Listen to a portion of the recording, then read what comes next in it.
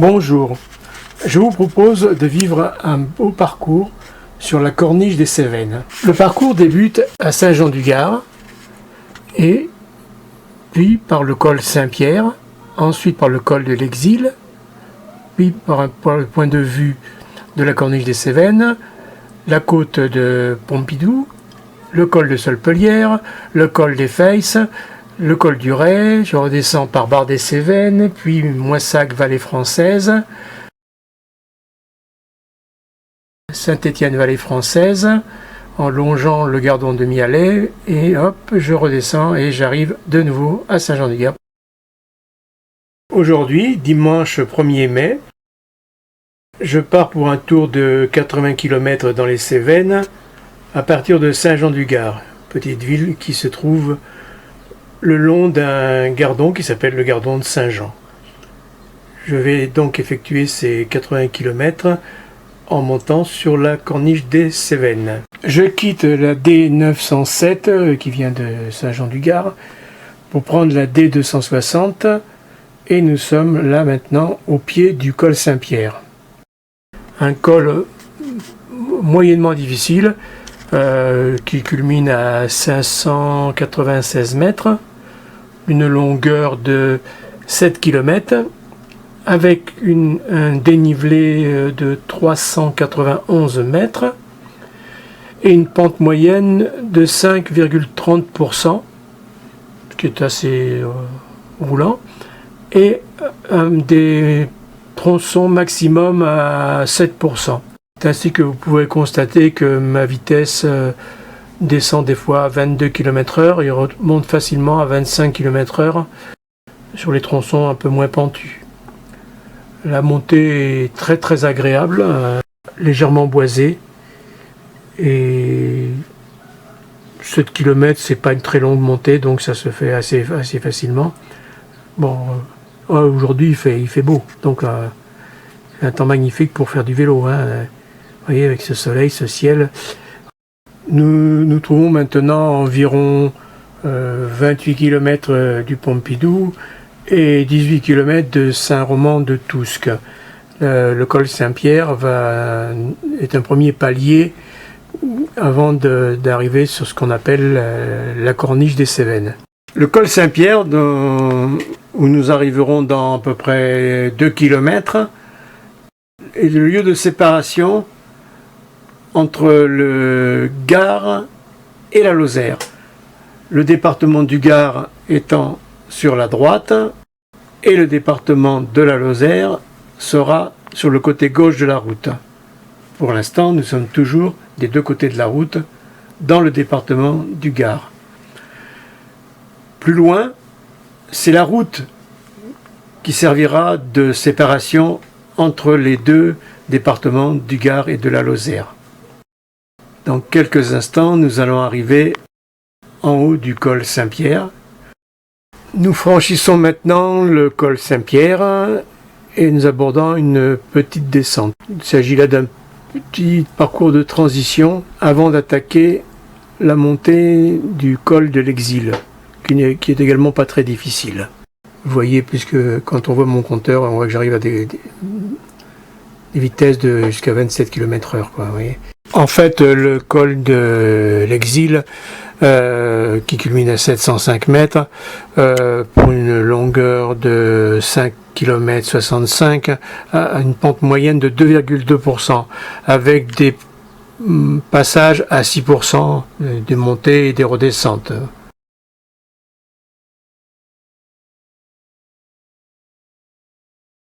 Nous passons maintenant le col de l'Exil, qui est suivi d'une descente jusqu'à Saint-Roman-de-Tousque.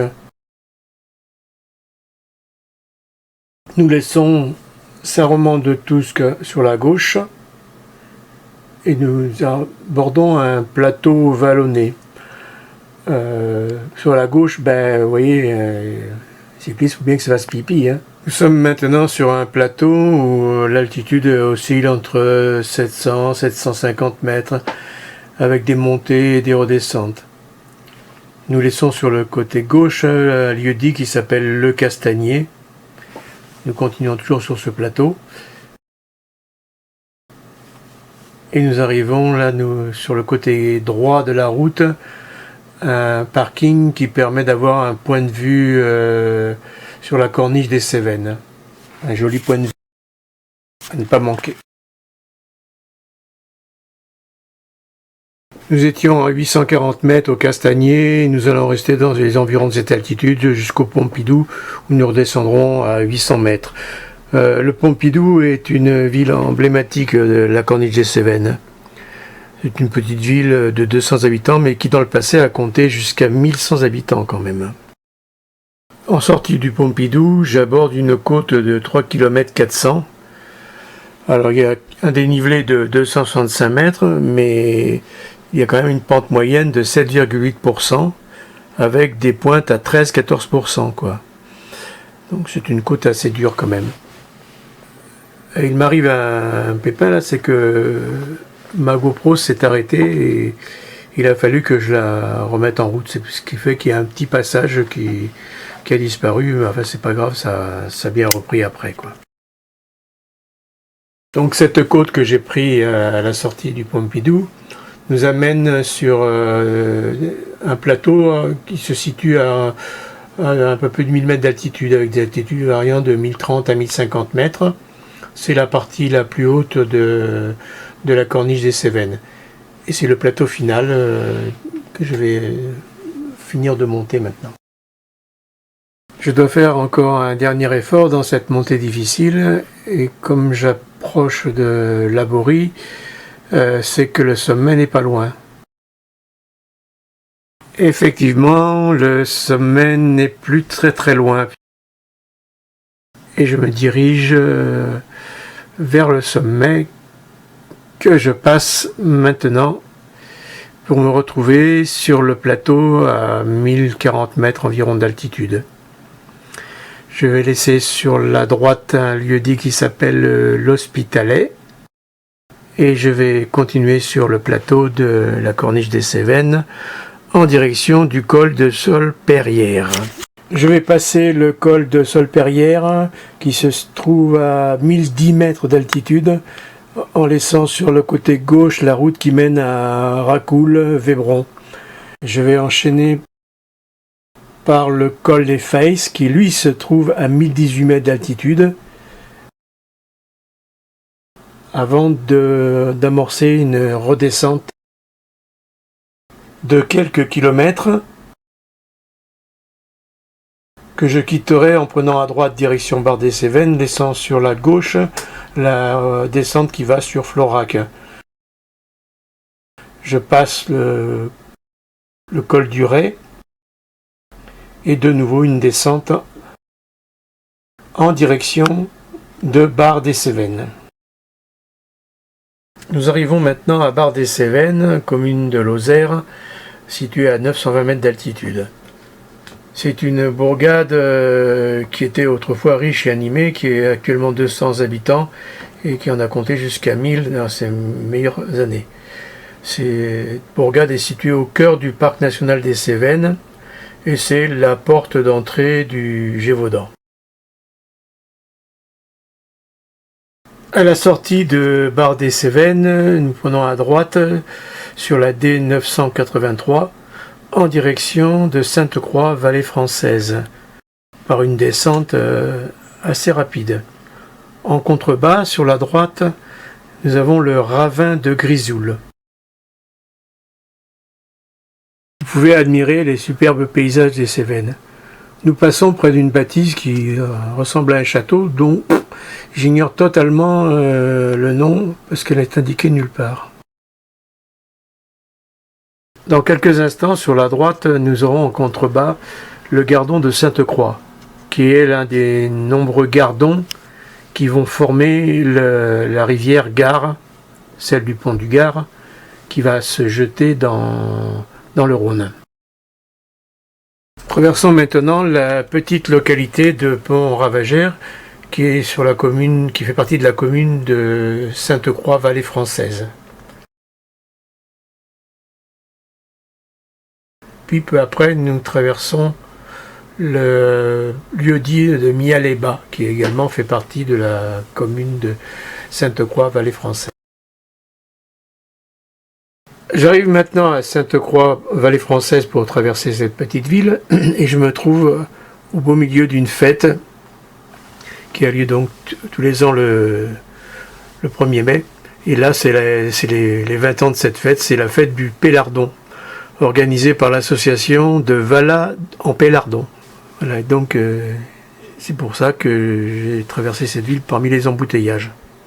Je suis passé sur un pont sur le Gardon de Sainte-Croix tout à l'heure, et là je repasse de nouveau sur ce pont dans l'autre sens, quoi.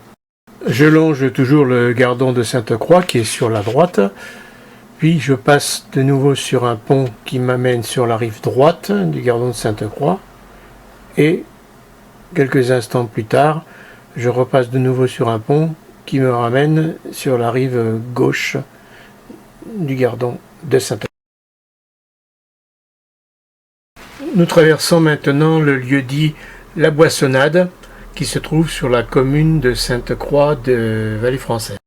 Nous allons bientôt arriver à Moissac, Vallée Française, et la question se pose pour vous peut-être de savoir pourquoi cette appellation Vallée Française ou Val Française. D'après les historiens, cela remonterait à l'époque de la Septimanie et des Visigoths, où les Francs ont occupé cette région. C'est sans doute pour cela qu'on a donné cette appellation à plusieurs sites ou villages. Nous longeons toujours le Gardon de Sainte-Croix, Vallée Française, sur sa rive gauche, et nous allons bientôt arriver à un lieu-dit qui s'appelle La Pellucarier, qui se situe à 300 mètres d'altitude, donc nous sommes déjà bien descendus, et qui fait partie de la commune de Moissac, Vallée Française. Nous arrivons maintenant sur le lieu-dit Camp des Noyers, qui fait également partie de la commune de Moissac, Vallée Française. Nous longeons toujours le Gardon de Sainte-Croix, Vallée Française, sur la rive gauche. Nous arrivons maintenant à une intersection où nous allons prendre sur la droite, sur la D983 toujours, en direction de Saint-Jean-du-Gard. Nous arrivons maintenant à un lieu-dit qui s'appelle Le Martinet, où nous passons sur un pont qui franchit le Gardon de Sainte-Croix. Nous nous trouvons donc maintenant sur la rive droite du Gardon de Sainte-Croix. Mais un peu plus loin, le Gardon de Sainte-Croix s'est jeté dans le Gardon de Mialet. Le Gardon de Mialet qui a été alimenté un peu plus haut par le Gardon de Saint-Germain-de-Calberte. Ça fait beaucoup de gardons, hein. Et donc maintenant, nous sommes sur la rive droite du Gardon de Mialet. Je suis obligé de franchir le barrage de la route malgré l'interdiction, parce que faire demi-tour m'imposerait un détour de 30 km avec une remontée sur le col de l'Exil, et je pense que ma batterie ne serait pas suffisante. Vous voyez au passage que la montagne est en train de s'écrouler sur la route.